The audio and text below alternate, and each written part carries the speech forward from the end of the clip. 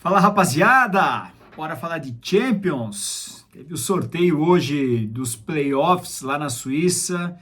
Sorteio que definiu os confrontos dos playoffs. Esse vídeo eu vou analisar principalmente dois duelos: Real Madrid e Benfica, o jogo que fechou a fase de liga e eles agora se encontram nos playoffs, e também o clássico nacional na França entre Mônaco e Paris Saint-Germain.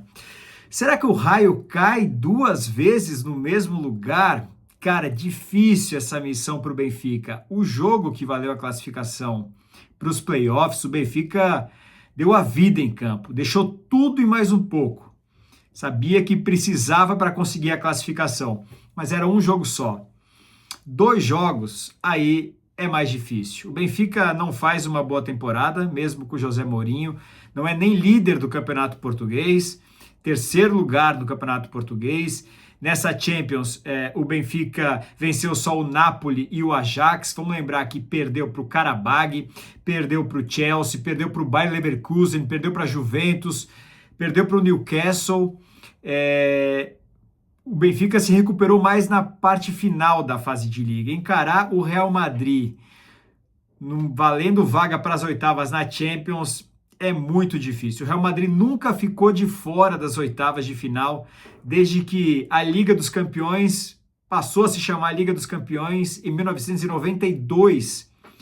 Então, assim, é muita força, muita tradição, vai ser muito complicado a vida do Benfica. Acho que o Real Madrid passa, já com uma certa vantagem. Não acho que esse primeiro jogo que vai ser em Portugal vai ter uma relação parecida com o que foi agora.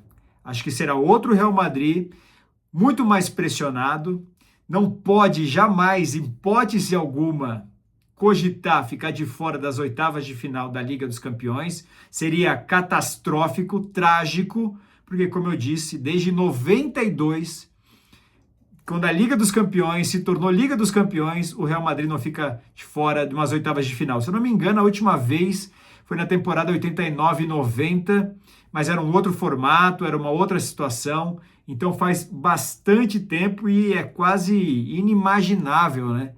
A gente projetar um mata-mata de Liga dos Campeões sem o Real Madrid. Então acho que dá real. No jogo da França entre Mônaco e PSG, é curioso. Eu acho que dá Paris Saint-Germain sem nenhum problema, mas esse time do PSG, ele sofre muito para fazer gol nessa temporada. Nessa temporada são 71 gols em 32 jogos. Então dá uma média de um pouco mais de 2 gols por jogo que tem o Paris Saint-Germain. Só que é abaixo da temporada passada. Ainda mais se você colocar aí o Campeonato Francês, onde o Paris Saint-Germain nada de braçadas, é uma margem que poderia ser um pouco maior. O artilheiro do PSG na temporada é o Gonçalo Ramos, com 10 gols. O Dembélé tem 8. Então, assim, apesar do Paris Saint-Germain marcar poucos gols, um pouco irreconhecível na comparação com o Paris Saint-Germain da temporada passada, o Mônaco também não tem se ajudado. O Mônaco nessa temporada, até agora, até essa sexta-feira, o Mônaco sofreu mais gols do que fez. O Mônaco sofreu 49 gols na temporada e fez 41. Então, assim, é uma campanha muito irregular, está no meio da tabela do Campeonato Francês, tomou um sacode agora para o Real Madrid também, pela Liga dos Campeões, na penúltima rodada, 6-1, né? 6-0, 6-1 para o Real Madrid. Então, assim, acho que o caminho do Paris Saint-Germain é um pouco tranquilo. Eles jogaram em novembro do ano passado, se encararam agora, eles se conhecem já, são equipes que, né, já tem essa intimidade uma com a outra. O Mônaco venceu esse jogo por 1-0, mas é um jogo, né? Quando você tem o lá e cá, a ida e a volta, a vida dos pequenos fica muito mais difícil. Já seria difícil se fosse um jogo único para o Mônaco, a vantagem é imensa a favor do Paris Saint-Germain, e 2 jogos, acho que fica bem complicada a vida do Mônaco, caminho todo aberto para o Paris Saint-Germain. Sendo assim, imagino eu que o atual campeão da Champions, o PSG, e o Real Madrid, os favoritaços, eles consigam seguir na Liga dos Campeões, encaminhar essa classificação para as oitavas de final. O resto, Atalanta e Borussia, muito imprevisível, né? A gente imaginar o que pode acontecer aí.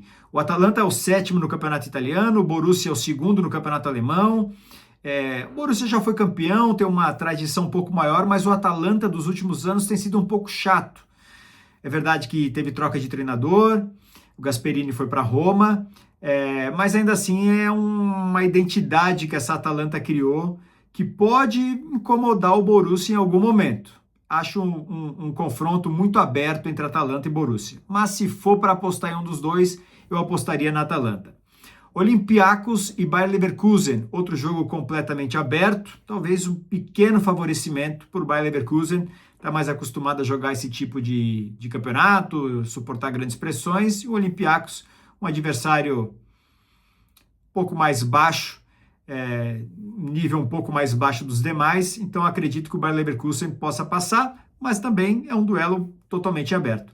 Galatasaray e Juventus, favoritismo talvez todo da Juventus, pela tradição que tem na Champions, né, bicampeã europeia, mas eu não me surpreenderia se o Galatasaray ficasse com essa vaga. Se reestruturou, montou um time legal, tem jogadores importantes, está querendo aparecer no cenário europeu, está tendo investimento alto lá na Turquia, no Fenerbahçe e no Galatasaray. Então não sei. Acho que o favoritismo é da Juventus, mas o Galatasaray vencendo não ficaria tão surpresa assim. Eu vou botar uma zebrinha na rodada nesses playoffs, eu apostaria no Galatasaray. Outro jogo, Bruges e Atlético de Madrid. O Atlético deu a sorte. Eu falei no último vídeo que dependendo do que o Atlético pegasse nessa fase de playoffs, podia ter a vida complicada. Acho que teve a vida facilitada. Contra o Clube Bruges da Bélgica, vai oferecer pouco perigo. Karabag e Newcastle, talvez o jogo mais fácil, mais distante entre dois times, esse confronto entre Karabag e Newcastle. Acho que ninguém apostaria numa classificação do Karabag. E o outro, Bodo/Glimt e Inter de Milão. Acho que também é uma grande distância entre essas duas equipes, mas o Bodo/Glimt venceu o Athletic aqui na Espanha, na última rodada da fase de liga. Tem bons jogadores, o número 9, o Hogg. É um time interessante, assim, é um estreante na Champions, mas é um time curioso da gente ver jogar. Mas, claro, favoritismo todo da Inter. A Inter que teve em final de Champions 3 vezes nos últimos 4 anos, sem contar essa edição, né? Então, acho que a Inter também se deu bem nesse playoff e está com a classificação muito encaminhada para as oitavas de final. São 6 times do playoff da Champions, 6 times já sentiram o gostinho de ser campeão europeu. Real Madrid, Paris Saint-Germain,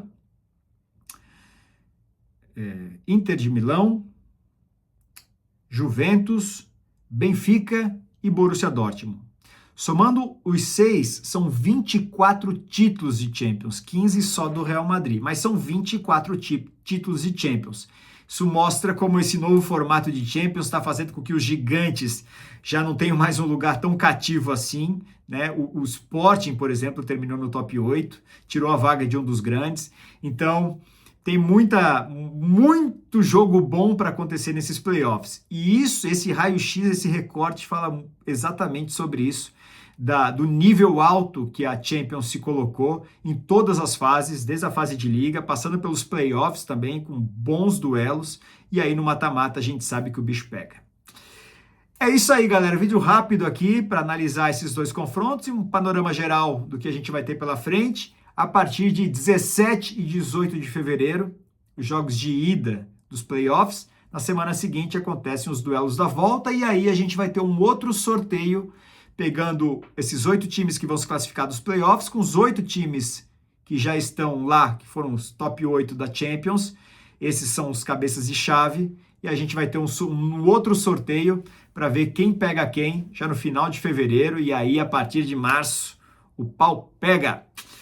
Valeu! Quem ficou até agora aqui no vídeo, aí o nosso Pafão da massa, o Pafos lá do Chipre, ganha essa camisa maravilhosa. O Pafos, torci tanto pelo Pafos, o Pafos acabou sendo eliminado ainda na fase de liga, mas valeu, foi a estreia, né, do time cipriano na Liga dos Campeões.